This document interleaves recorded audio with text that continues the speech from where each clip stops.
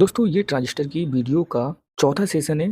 यानी कि 3 पार्ट्स हम पहले बना चुके हैं। मैं पिछली वीडियो में ट्रांजिस्टर को मल्टीमीटर से टेस्ट करना बता चुका हूं, जिसमें हमने सीखा मल्टीमीटर से ट्रांजिस्टर का बेस, एमीटर और कलेक्टर किस तरह से फाइंड आउट किया जाता है, और साथ साथ हमने वोल्टेज ड्रॉप को भी सीखा है। दोस्तों कुछ लोग कमेंट करके पूछना चाहते हैं कि आप ट्रांजिस्टर की कैलकुलेशन नहीं बता रहे हैं, बेस पे कौन सी रेजिस्टेंस लगेगी, कॉमन एमीटर और कलेक्टर किस तरह से वर्क करता है, कैसे करके एम्पलीफाई करता है। तो दोस्तों एकदम अगर मैं ये सारे कंसेप्ट आपके क्लियर करूँगा तो आपके भी कुछ समझ में नहीं आएगा। तो इसलिए सबसे पहले ट्रांजिस्टर के बारे में आपको पता होना चाहिए ना कि ट्रांजिस्टर है क्या। उसके बाद आप एडवांस की तरफ जाएं। हमने अभी 3 वीडियो जो बनाएंगे वो बेसिक लेवल से हैं, जिसमें ट्रांजिस्टर को मल्टीमीटर से टेस्ट करना सिखाया है। और अब इस वीडियो में हम ट्रांजिस्टर की डेटा शीट पढ़ना सीखेंगे। उसके आगे नेक्स्ट वीडियो में हम ट्रांजिस्टर को बिल्कुल एक सर्किट बनाकर प्रैक्टिकली वर्किंग के बारे में बताएंगे कि ये किस तरह से वोल्टेज को गेन कराता है और करंट को एम्पलीफाई करता है।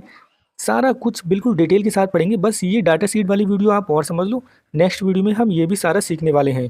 तो चलिए वीडियो स्टार्ट करते हैं। दोस्तों ये वाला जो ट्रांजिस्टर आप देख रहे हैं, ये हमारे पास BC557 ट्रांजिस्टर है।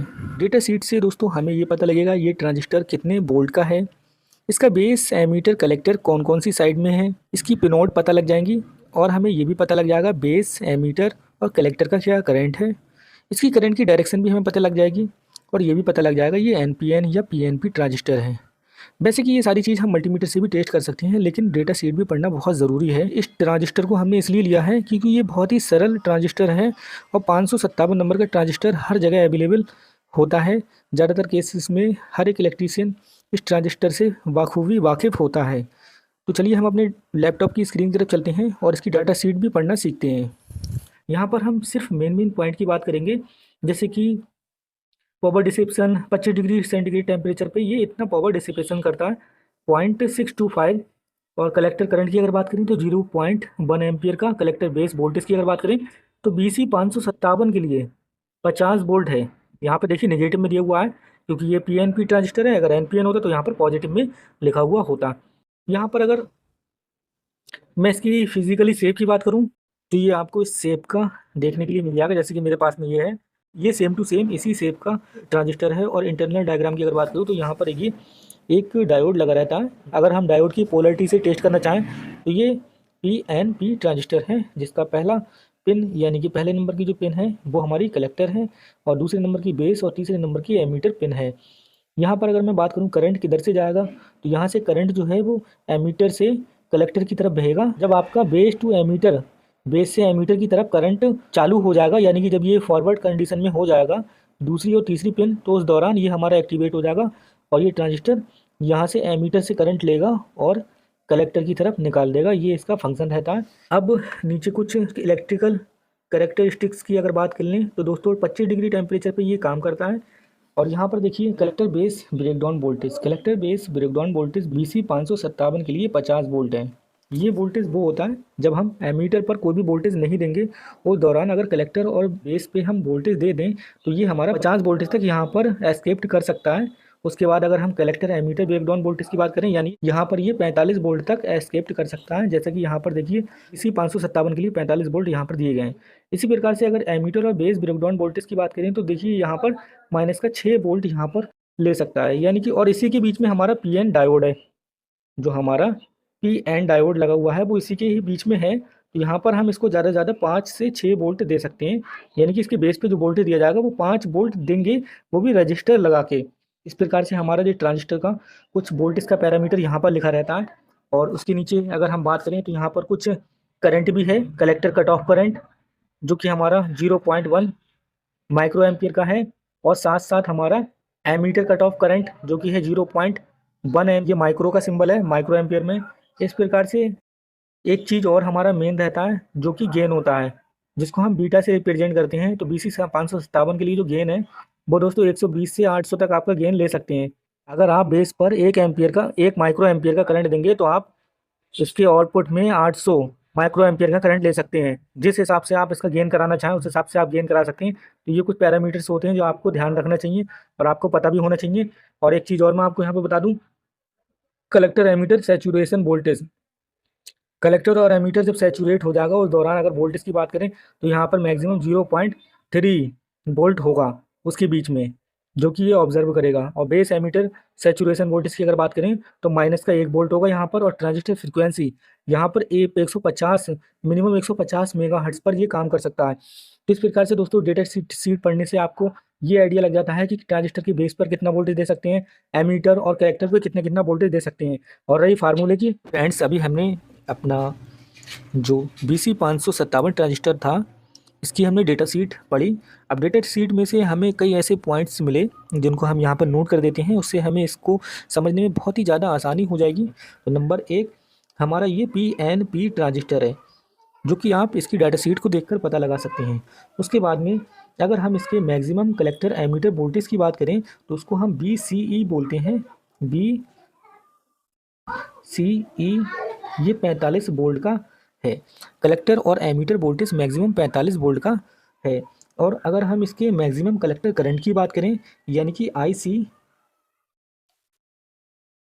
तो ये हमारा 100 मिली एम्पियर का ट्रांजिस्टर है। तो इसका मैक्सिमम IC जो है वो कलेक्टर करंट 100 मिली एम्पियर का हो जाता है, क्योंकि कलेक्टर ही करंट इसका टोटल करंट होता है जो कि हमारा बेस और एमीटर के थ्रू से गुजरता है। उसके बाद हम चौथे पॉइंट की अगर बात करें तो यहाँ पर हमारा एक बीटा आता है, ये भी हमें डेटा शीट से पता लगता है, जो कि हमारा 120 से करीब 800 के बीच रहता है। यानी कि ये होता है करंट गेन, कितना करंट ये गेन करता है। उसके बाद हमारा जो पांचवा पॉइंट आता है वो base emitter voltage, base emitter voltage वो हमारा 0.6 से 0.7 तक जाता है। तो ये कुछ मेन चीज़ें थी जो हमें इस ट्रांजिस्टर की डेटा शीट से पता लगी हैं। तो अब हम बात करते हैं, अगर इस सर्किट को हम सेटअप करते हैं तो हमें क्या क्या चीज़ों की रिक्वायरमेंट होगी। तो सबसे पहले हम बात कर लेते हैं बेस रजिस्टर। जैसा कि आपको पता ही होगा, ट्रांजिस्टर जब ऑन होता है, जब इसके बेस पे हम बहुत ही कम करंट देंगे तो ये हमारा 120 से और 800 गुना करंट कर देगा, जैसा कि इसका बीटा है। जो करंट गेन है वो 120 से 800 है। तो जब हम इसके गेट पे कुछ हल्का सा करंट देंगे तो ये हमारा गेन करके उसका 100 गुना से लेके 800 गुना तक कर सकता है। वो हमारा करंट पे डिपेंड रहता है कि हम कितना मिनिमम करंट दे रहे हैं। अगर हम BC557 ट्रांजिस्टर की बात करें तो बेस रजिस्टर जो हमारा RB होगा वो हमारा 100 किलो ओम का रहेगा। और लोड रजिस्टर हम इस पर 1 किलो ओम का लगाएंगे, 1 किलो ओम का। ये हमारा लोड रजिस्टर रहेगा जो कि कलेक्टर से ग्राउंड की तरफ रहेगा। उसके बाद में हमारी पावर सप्लाई जो है वो हमारी 9 से लेके 12 वोल्ट तक की हो सकती है, यानी कि BCC हमारी 9 टू 12 वोल्ट की रहेगी। उसके बाद इनपुट सिग्नल जो है वो हमारा 1 वोल्ट से स्टार्ट होगा, जो कि पीक टू पीक सिग्नल है। तो लगे हाथ हम कुछ कैलकुलेशन भी कर लेते हैं, उसके बाद हम इसका प्रैक्टिकल करके देखेंगे। तो हम यहाँ पर स्टेप 1 बेस रजिस्टर और बेस करंट को आइडेंटिफाई करेंगे। तो यूज़ द फार्मूला। अगर आप ट्रांजिस्टर का बेस कैलकुलेट करना चाह रहे हैं तो आपको फार्मूला लगाना पड़ेगा IB। यहाँ पर हम बेस करंट की बात कर रहे हैं तो B इन माइनस का BE RB। तो यहाँ पर B इन यानी कि बेस पे जो टोटल इनपुट वोल्टेज दिया जाएगा वो वोल्टेज होगा, और BE यानी कि बेस और एमीटर पर जो हमारा वोल्टेज ड्रॉप होगा, ये ड्रॉप वोल्टेज होते हैं, वो वाला वोल्टेज है। और यहाँ पर RB यानी कि जो हमारा बेस पर रजिस्टर लगेगा वो बेस रजिस्टर हो जाएगा। तो यहाँ पर अगर हम B इन की बात करें तो B इन यहाँ पर हम 1 वोल्टेज दे रहे हैं, माइनस का 1 वोल्टेज देंगे ना, क्योंकि ये हमारा PNP ट्रांजिस्टर है, यानी कि बेस जो है वो नेगेटिव है। तो नेगेटिव पे हम माइनस का 1 वोल्टेज दे रहे हैं। तो यहाँ पर B इन माइनस का 1 हो जाएगा, और यहाँ पर BE इसके बीच माइनस का चिन्ह है, तो यहाँ पर माइनस का 0.7 वोल्टेज ड्रॉप होगा। जैसा कि आप देखिए BE यहाँ पर 0.7 वोल्टेज दिया हुआ है, तो यहाँ पर माइनस का 0.7 वोल्टेज ड्रॉप हो जाएगा। उसके बाद जो हमारा टोटल रजिस्टर है जो हम बेस पे कनेक्ट कर रहे हैं वो हमारा 100K का है, और 1K में हमारा 1000 होता है। तो यानी कि हम 1000 से मल्टीप्लाई कर देंगे तो यहाँ पर ये हमारा 1 लाख ओम का हो जाएगा। तो यहाँ पर हम टोटल कैलकुलेशन करेंगे तो यहाँ पर माइनस का 0.3 और अपॉन 1 10 टू दी पावर 5 आ जाएगा। तो यहाँ पर अगर हम टोटल करंट की बात करें तो यहाँ पर माइनस का 3 माइक्रो एम्पियर आ जाएगा। तो यहाँ पर हमने देखा, यहाँ पर हमारा आई बी टोटल जो आएगा वो -3 माइक्रो एम्पियर आएगा। तो ये हमारा बेस करंट कैलकुलेट हो जाता है इस फार्मूले से। अब हम कलेक्टर करंट को मेज़र करेंगे। तो कलेक्टर जो करंट होता है उसको हम आई सी से रिप्रेजेंट करते हैं। तो आई सी बराबर हमारा हो जाता है, यानी कि बीटा इंटू आई बी। जो हमने बेस में करंट दिया था वो हमारा माइनस का आई बी जो आया था वो -3 माइक्रो एम्पियर आया था। अब यहाँ पर हमें आई सी यानी कि कलेक्टर का करंट निकालना है, यानी कि ये वाली जो फर्स्ट लेग है इसकी, इसमें कितना करंट बह सकता है उस करंट को निकालना है। अभी हमने निकाला था बीच वाली लेग में कितने एम्पियर का करंट देंगे। तो बीच वाली लेग जो बेस है वो हमारी करंट को गेन करती है। तो यहाँ पर करंट को गेन करके हमारा देखते हैं आई सी यानी कि कलेक्टर में कितना करंट गेन हो सकता है। तो यहाँ पर जो बीटा होता है वो हमारा करंट गेन होता है। मान लो हमें 200 गुना करंट चाहिए, तो बीटा की वैल्यू हमारी 200 हो जाएगी और इनटू मल्टीप्लाई हम कर देंगे -3 माइक्रो एम्पियर से, तो ये हमारा टोटल करंट आ जाएगा 600 माइक्रो एम्पियर। अगर हम इसको मिली एम्पियर में करें तो ये हमारा -600 माइक्रो एम्पियर आ जाएगा। अगर हम इसको मिली एम्पियर में लेते हैं तो हमें 1000 से भाग करके इसको मिली एम्पियर में कर सकते हैं। तो यहाँ पर 0.6 मिली एम्पियर ये हमारा टोटल करंट जो कि कलेक्टर से गुजरेगा वो आ जाएगा। उसके बाद अगर हमें आउटपुट वोल्टेज कलेक्टर के निकालना है कि कलेक्टर पे कितना आउटपुट वोल्टेज निकलेगा, तो यहाँ पर एक हमें फार्मूला लगाना पड़ेगा। बी आउट बराबर बी सी सी माइनस का आई सी इंटू आर एल। यहाँ पर आई सी जो है वो कलेक्टर का करंट है और आर एल जो लोड रजिस्टर हम 1000 ओम की यहाँ पर लगा रहे हैं, यानी कि 1 किलो ओम की रजिस्टर इसके कलेक्टर पे हम लगा रहे हैं यहाँ पर, वो रजिस्टर हमारी आर एल है। तो यहाँ पर हमने आई सी भी इसका निकाल लिया है और हमारे पास बी सी सी भी है। यहाँ पर हम 9 वोल्ट बैटरी की सप्लाई से इस ट्रांजिस्टर को अगर हम कनेक्ट करते हैं तो 9 वोल्ट हमारा बी सी सी आ जाएगा। और आई सी हमें पता है, अभी हम कैलकुलेट कर चुके हैं 0.6 मिली एम्पियर का।